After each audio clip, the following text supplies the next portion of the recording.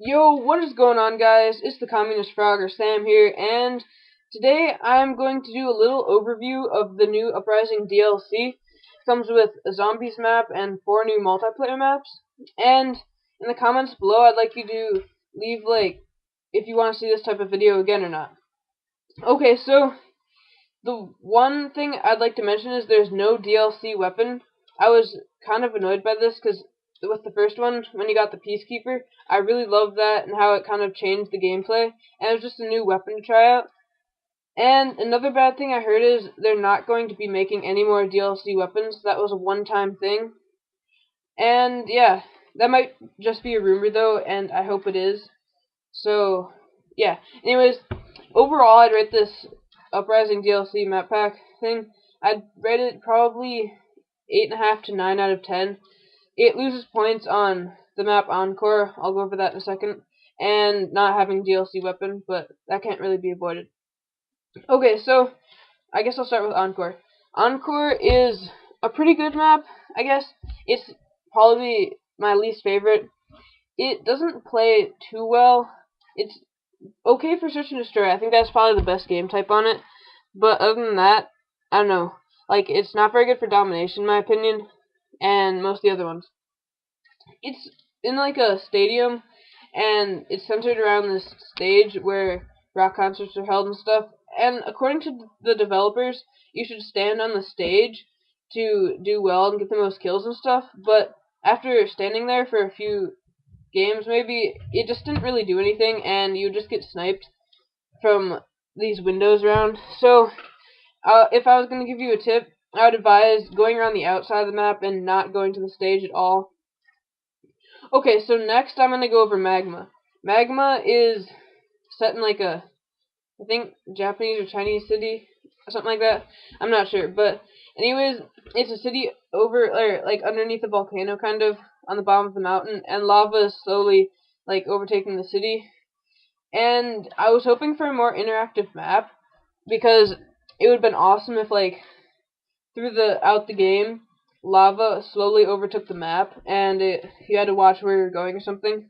But it is still a really fun map. It was made mostly for domination, I'm thinking, because the map is great for that, and it's centered around, where a B flag would be. There's this bridge over some lava, and you can go under or over the bridge, and B flag is right there.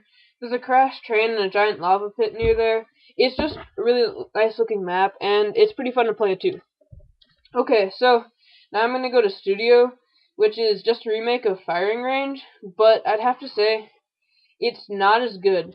The map layout is almost exactly the same, but they just added too much scenery and random stuff.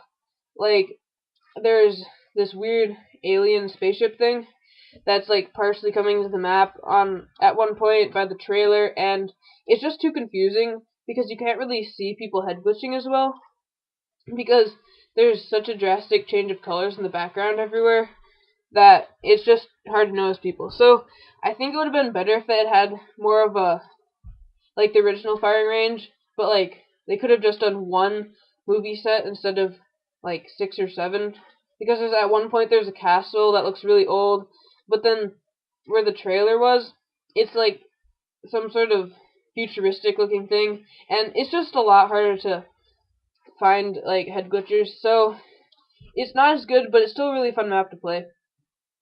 And then the last multiplayer map is Vertigo.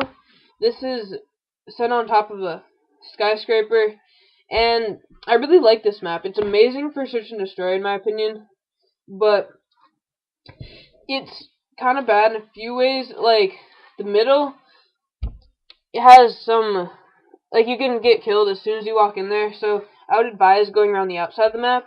But other than that, it's a really nice map. There's a lot of cool places to go around enemies and get them from behind, and it just has really nice scenery.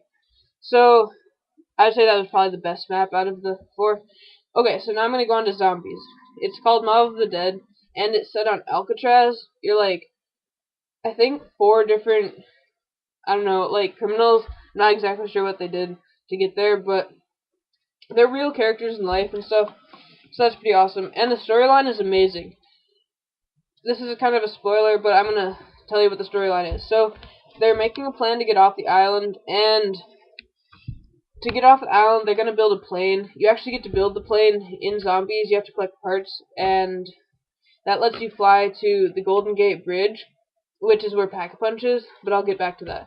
So you're going to build the plane, but the plan never works because they get, I don't know, I think they form a mutiny and kill the leader of the group.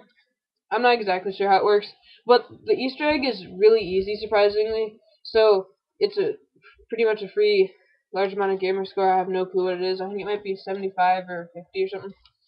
Anyways, so the zombies look really creepy in this one. I like how they gave them like prisoner clothes and like spikes and stuff. The graphics are amazing. The map plays really well. The one complaint I have is, though, in the new Grief cell block mode that came with it, they do not have Juggernog, to my knowledge. They might, and if you know where it is, leave a comment below. But yeah, so back to the original Zombies map. Okay, so it's really fun. They do have a boss, kind of like George, but really weak. So I guess you could compare him to like the astronaut guy in Moon, if you had that. And he gives you like a power up when you kill him, so that's really nice. The box looks amazing. It just looks awesome in all ways. There's these weird dog things that if you feed them enough zombies, you get a tomahawk. I love that. I do not like, though, that if you upgrade the tomahawk, only one person can get the upgrade version, as to my knowledge. And yeah, so there's some cool new weapons. There's the Tommy gun, the AK. I don't remember any of the other ones. Oh, the Death Machine. The Death Machine is pretty good. There's also the new power weapon, the Wonder Gat, or I think it's called the Blunder Gat. I don't know. Anyways, it's really good if you Pack-a-Punch it, and yeah. So, oh, and they also added a new perk. It's called Shock Cherry or something like that. And when you reload, it shocks everybody around you. So, all in all, it's a really nice map. It's kind of too bad, though, that you can't do the Easter egg solo. So you're going to have to find, I think, 4 people. You might be able to do it with 3 or 2. I'll check on that, and I'll maybe make another video on that.